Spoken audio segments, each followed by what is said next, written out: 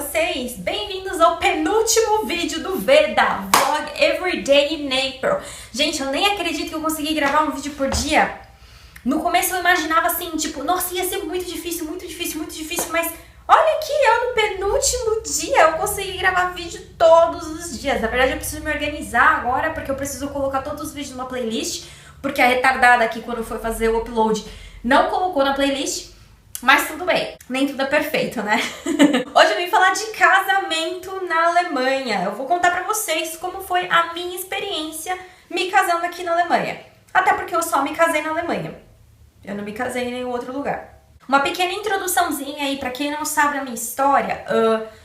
Quando chegou mais ou menos nos 4 meses que eu tava morando aqui na Alemanha, a empresa que queria me contratar me ligou e falou que o Arbeitsamt, que é a agência de empregos federal daqui, tinha negado a minha permissão de trabalho porque o meu cargo era como projetista e não como arquiteta, e eles não poderiam liberar isso pra mim. Eu entrei em desespero, conversei com o Roman, a gente checou todas as outras possibilidades. Eu falei que se eu fosse voltar para o Brasil eu não sabia o que eu ia fazer, e ele falou que se eu voltasse para o Brasil ele voltava comigo, porque a gente não ia ficar mais nessa de relacionamento à distância. Mas como a gente já tinha gastado muito dinheiro nos primeiros 4 meses morando aqui, o Roman me falou que ele estava pensando em me pedir em casamento já no começo de 2014. Nisso a gente estava no meio de 2013. E eu fiquei super surpresa e tudo mais, mas ao mesmo tempo eu fiquei chateada, porque daí eu não tive aquela surpresa dele se ajoelhar na minha frente, me pedir em casamento, me dar um anel de diamante super caro, porque, né, a situação tava...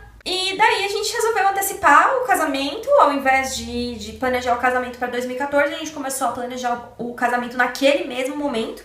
E eu tive que começar a correr atrás dos documentos para poder entrar com pedido antes que o meu visto de procura de emprego vencesse. Então uma das coisas mais complicadas que eu precisei fazer foi pedir para minha mãe, no Brasil, emitir uma nova certidão de nascimento, mandar pra mim pelo correio, e daí eu tive que pagar pra uma tradutora juramentada aqui na Alemanha traduzir pra mim pro alemão e oficializar esse documento, pra eu levar pro Standesamt. O que é o Standesamt? Standesamt aqui na Alemanha é o cartório, é onde você resolve todas as certidões de nascimento, certidão de casamento, certidão de óbito, é tudo o Standesamt que emite tudo. E daí, a partir desse documento, eu tive que levar a minha certidão de nascimento pro consulado brasileiro.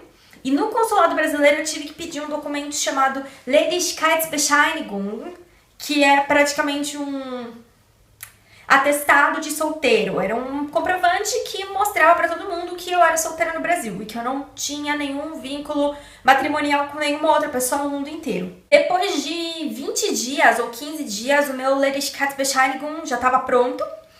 E daí, com esse documento, eu consegui apresentar no cartório mais os documentos do Roman, que também incluíam um comprovante financeiro, porque se uma das partes não está trabalhando, a outra obrigatoriamente tem que estar trabalhando, porque o cartório não te libera casar se você não tem um emprego. Não é que nem no Brasil que você pode fugir e casar, não importa o que você está fazendo na sua vida.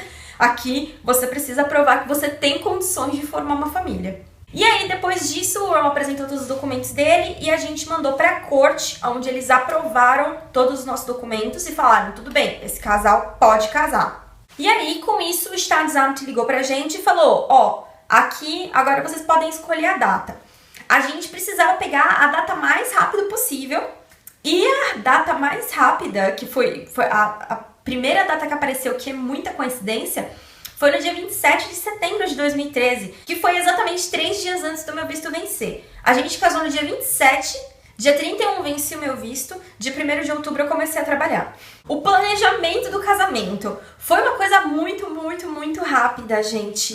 Porque eu ainda penso no futuro em fazer uma cerimônia para minha família. Corta meu coração até hoje pensar que eu me casei e eu não tinha ninguém da minha família do meu lado.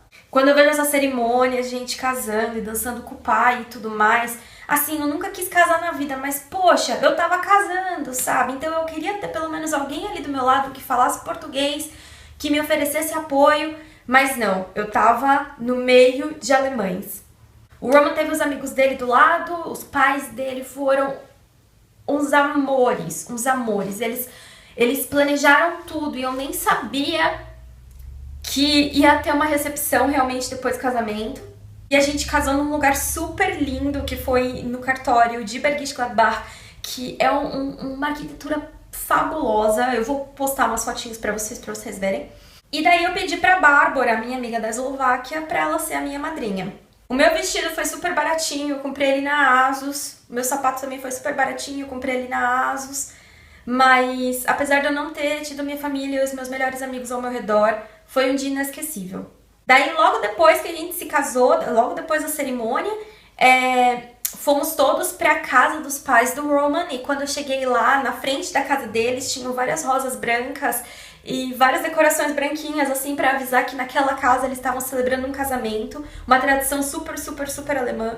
E quando a gente chegou lá dentro, a mãe dele tinha feito um bolo super lindo e a gente tinha feito comida brasileira, então tinha pão de queijo, tinha brigadeiro, tinha picanha. Todo mundo comeu bastante, a gente se divertiu muito, muito, muito. O pai do Roman ficou super feliz, a mãe do Roman me abraçou assim, porque ela sabia realmente que o sonho de toda mãe é ver a filha no altar e o sonho de toda filha é ter os pais no casamento.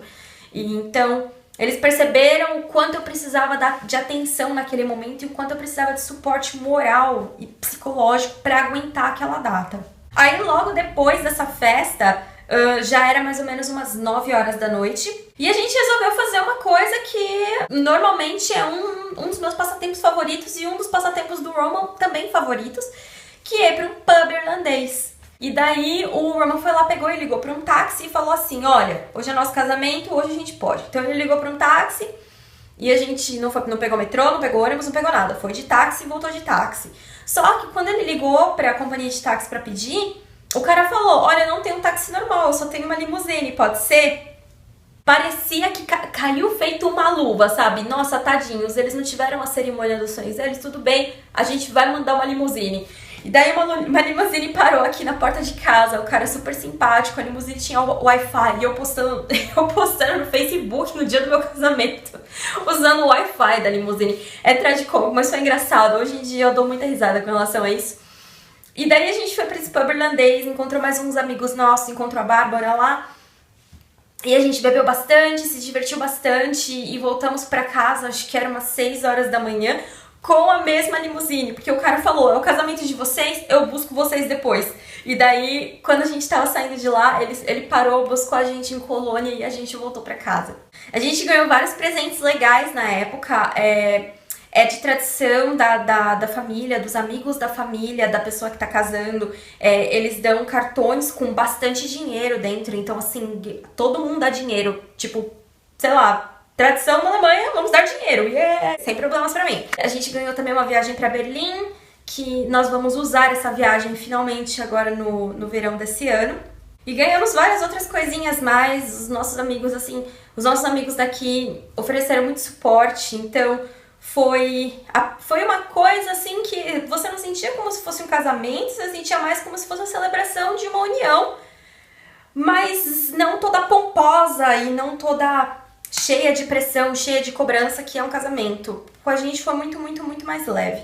Eu devo dizer pra vocês que eu tive uma crise de pânico um dia antes da cerimônia. E aqui tem uma tradição muito grande de fazer despedida de solteiro. E despedida de solteiro tradicional, com stripper e tudo mais. E eu não quero isso, porque apesar de eu ser uma pessoa super aberta, apesar de eu ser uma pessoa assim, sem preconceitos, eu acho que a partir do momento que você escolhe uma pessoa pra ficar do seu lado pra sempre, não tem por que você querer se enfiar dentro de um bordel com um monte de mulher pelada rodando por ali. Você poderia ter feito isso durante toda a sua vida de solteiro. Por que você vai querer fazer agora que você vai casar? E o Roman também concorda comigo. Eu fiquei meio chocada, mas ele também concordou comigo. Ele não queria uma despedida de solteiro. Então, um dia antes da gente se casar, eu tive uma crise de pânico. E o Roman comprou um engradado da nossa cerveja favorita e a gente colocou uns nossos filmes favoritos pra assistir e a gente passou o último dia de solteiros sendo nós mesmos, como nós sempre fomos nos últimos anos, desde que a gente se conhece. Então foi uma coisa assim que pra mim foi bem romântica e me ajudou a ter mais forças pra aguentar o próximo dia sem a minha família do meu lado. Vai fazer Em setembro, agora vai fazer 2 anos que a gente se casou. Sinceramente, eu não posso reclamar, porque apesar de eu ter mudado bastante depois de eu me mudar pra cá, eu sou uma pessoa muito, muito, muito satisfeita com a vida que eu levo. Amanhã é o último dia do Veda, eu espero que vocês tenham gostado desse vídeo. Qualquer dúvida, sugestão, crítica, escreve aqui embaixo pra mim, que eu tô lendo tudo, ó. Estou de olho em vocês. E a gente se fala amanhã. Bis bald! Tschüss!